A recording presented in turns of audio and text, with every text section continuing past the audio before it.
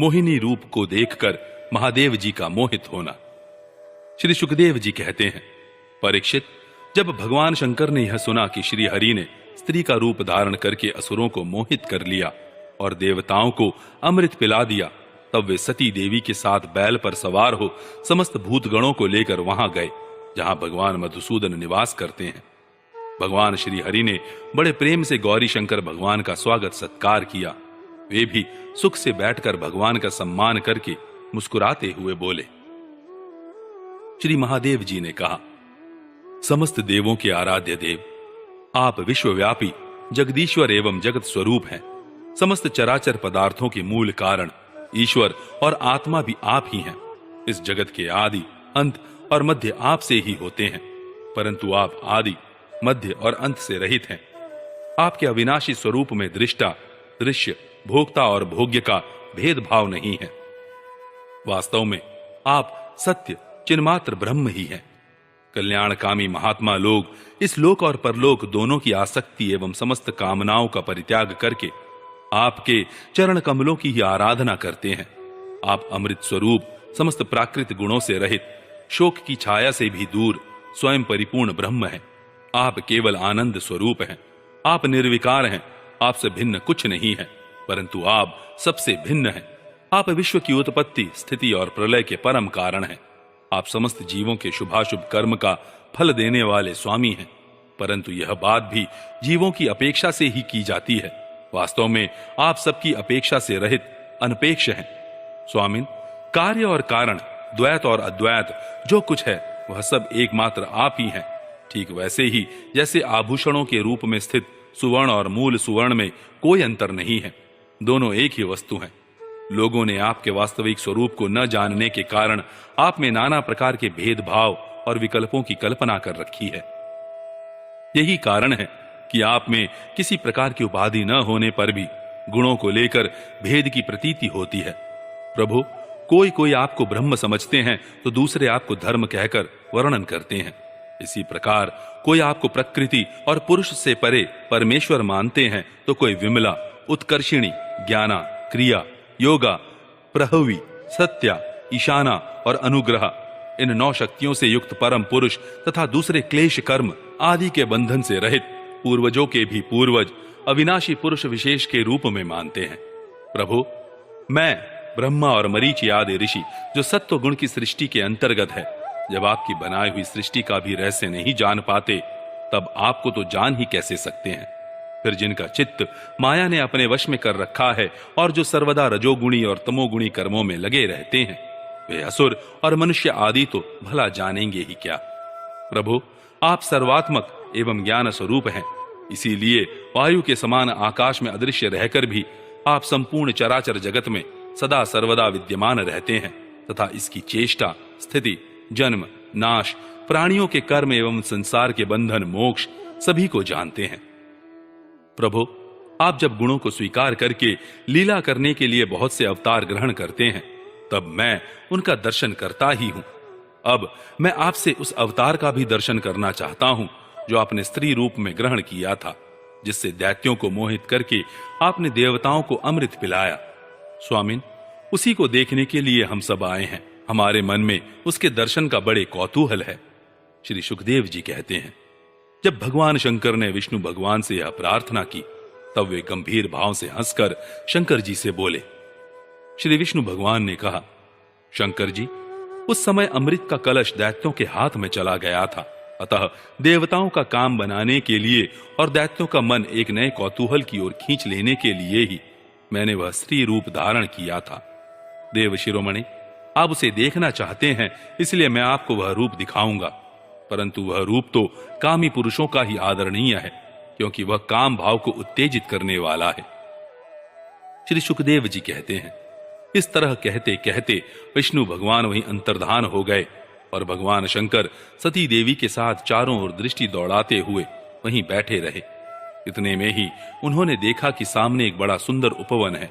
उसमें भांति भांति के वृक्ष लग रहे हैं जो रंग बिरंगे फूल और लाल लाल कोपलों से भरे पूरे हैं। उन्होंने यह भी देखा कि उस उपवन में एक सुंदरी स्त्री गेंद उछाल उछाल कर खेल रही है। वह बड़ी ही सुंदर साड़ी पहने हुए है और उसकी कमर में करधनी की लड़ियां लटक रही हैं। गेंद के उछालने और लपक कर पकड़ने से उसके स्तन और उन पर पड़े हुए हार हिल रहे हैं। ऐसा जान पड़ता था मानो इनके भार से उसकी पतली कमर पग पग पर टूटते टूटते बच जाती है। वह अपने लाल लाल पल्लवों के समान सुकुमार चरणों से बड़ी कला के साथ ठुमक ठुमक चल रही थी। उछलता हुआ गेंद जब इधर उधर छलक जाता था तब वह लपक कर उसे रोक लेती थी।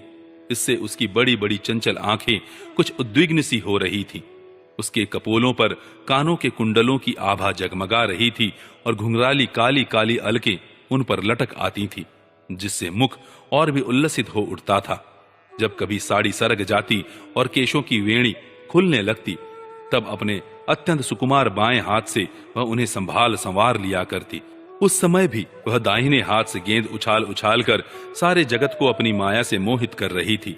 गेंद से खेलते खेलते उसने तनिक सलज्ज भाव से मुस्कुराकर तिरछी नजर से शंकर जी की ओर देखा। बस उनका मन हाथ से निकल गया। वे मोहिनी को निहारने और उसकी चितवन के रस में डूबकर इतने विह्वल हो गए कि उन्हें अपने आप की भी सुधि न रही। फिर पास बैठी हुई सती और गणों की तो याद ही कैसे रहती। एक बार मोहिनी के हाथ से उछलकर गेंद थोड़ी दूर चला गया, वह भी उसी के पीछे दौड़ी। उसी समय शंकर जी के देखते देखते वायु ने उसकी झीनी सी साड़ी करधनी के साथ ही उड़ा ली। मोहिनी का एक एक अंग बड़ा ही रुचिकर और मनोरम था। जहां आंखें लग जाती लगी ही रहती। यही नहीं, मन भी वहीं रमण करने लगता। उसको इस दशा में देखकर भगवान शंकर उसकी ओर अत्यंत आकृष्ट हो गए। उन्हें मोहिनी भी अपने प्रति आसक्त जान पड़ती थी। उसने शंकर जी का विवेक छीन लिया। वे उसके हाव भावों से कामातुर हो गए और भवानी के सामने ही लज्जा छोड़कर उसकी ओर चल पड़े। मोहिनी वस्त्रहीन तो पहले ही हो चुकी थी। शंकर जी को अपनी ओर आते देख बहुत लज्जित हो गई। वह एक वृक्ष से दूसरे वृक्ष की आड़ में जाकर छिप जाती और हंसने लगती, परंतु कहीं ठहरती न थी। भगवान शंकर की इंद्रियां अपने वश में नहीं रहीं, वे कामवश हो गए थे। अतः हथिनी के पीछे हाथी की तरह उसके पीछे पीछे दौड़ने लगे। उन्होंने अत्यंत वेग से उसका पीछा करके पीछे से उसका जूड़ा पकड़ लिया और उसकी इच्छा न होने पर भी उसे दोनों भुजाओं में भरकर हृदय से लगा लिया। जैसे हाथी हथिनी का आलिंगन करता है, वैसे ही भगवान शंकर ने उसका आलिंगन किया। वह इधर उधर खिसक कर छुड़ाने की चेष्टा करने लगी। इसी छीना झपटी में उसके सिर के बाल बिखर गए। वास्तव में वह सुंदरी भगवान की रची हुई माया ही थी। इससे उसने किसी प्रकार शंकर जी के भुजा पाश से अपने को छुड़ा लिया और बड़े वेग से भागी। भगवान शंकर भी उन मोहिनी वेशधारी अद्भुत कर्मा भगवान विष्णु के पीछे पीछे दौड़ने लगे। उस समय ऐसा जान पड़ता था मानो उनके शत्रु कामदेव ने उस समय उन पर विजय प्राप्त कर ली है। कामुक हथिनी के पीछे दौड़ने वाले मदोन्मद हाथी के समान वे मोहिनी के पीछे पीछे दौड़ रहे थे। यद्यपि भगवान शंकर का वीर्य अमोघ है, फिर भी मोहिनी की माया से वह स्खलित हो गया। भगवान शंकर का वीर्य पृथ्वी पर जहां जहां गिरा वहां वहां सोने चांदी की खाने बन गई। परीक्षित, नदी, सरोवर, पर्वत, वन और उपवन में एवं जहां जहां ऋषि मुनि निवास करते थे वहां वहां मोहिनी के पीछे पीछे भगवान शंकर गए थे। परीक्षित, वीर्यपात हो जाने के बाद उन्हें अपनी स्मृति हुई। उन्होंने देखा कि अरे, भगवान की माया ने तो मुझे खूब छकाया। वे तुरंत उस दुखद प्रसंग से अलग हो गए। इसके बाद आत्मस्वरूप सर्वात्मा भगवान की यह महिमा जानकर उन्हें कोई आश्चर्य नहीं हुआ। वे जानते थे कि भला भगवान की शक्तियों का पार कौन पा सकता है। भगवान ने देखा कि भगवान शंकर को इससे विषाद या लज्जा नहीं हुई है। तब वे पुरुष शरीर धारण करके फिर प्रकट हो गए और बड़ी प्रसन्नता से उनसे कहने लगे। श्री भगवान ने कहा, देव शिरोमणे, मेरी स्त्री रूपिणी माया से विमोहित होकर भी आप स्वयं ही अपनी निष्ठा में स्थित हो गए। यह बड़े ही आनंद की बात है। मेरी माया अपार है। वह ऐसे ऐसे हाव भाव रचती है कि अजितेंद्रिय पुरुष तो किसी प्रकार उससे छुटकारा पा ही नहीं सकते। भला आपके अतिरिक्त ऐसा कौन पुरुष है जो एक बार मेरी माया के फंदे में फंसकर फिर स्वयं ही उससे निकल सके। यद्यपि मेरी यह गुणमयी माया बड़ों बड़ों को मोहित कर देती है, फिर भी अब यह आपको कभी मोहित नहीं करेगी, क्योंकि सृष्टि आदि के लिए समय पर उसे क्षोभित करने वाला काल मैं ही हूं। इसलिए मेरी इच्छा के विपरीत वह रजोगुण आदि की सृष्टि नहीं कर सकती। श्री सुखदेव जी कहते हैं, परीक्षित, इस प्रकार भगवान विष्णु ने भगवान शंकर का सत्कार किया।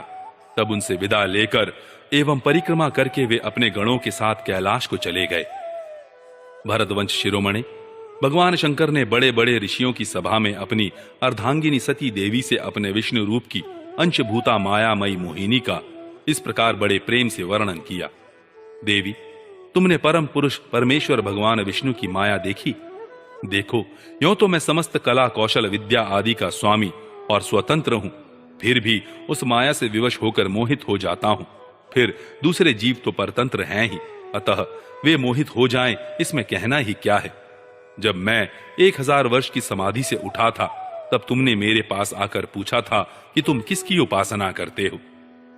वे यही साक्षात सनातन पुरुष हैं। न तो काल ही इन्हें अपनी सीमा में बांध सकता है और न वेद ही इनका वर्णन कर सकता है। इनका वास्तविक स्वरूप अनंत और अनिर्वचनीय है। श्री सुखदेव जी कहते हैं, प्रिय परीक्षित, मैंने विष्णु भगवान की यह ऐश्वर्यपूर्ण लीला तुमको सुनाई, जिसमें समुद्र मंथन के समय अपनी पीठ पर मंदराचल धारण करने वाले भगवान का वर्णन है।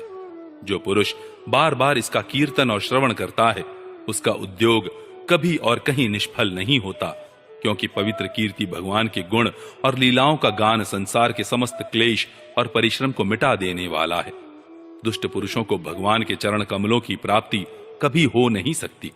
वे तो भक्ति भाव से युक्त पुरुष को ही प्राप्त होते हैं।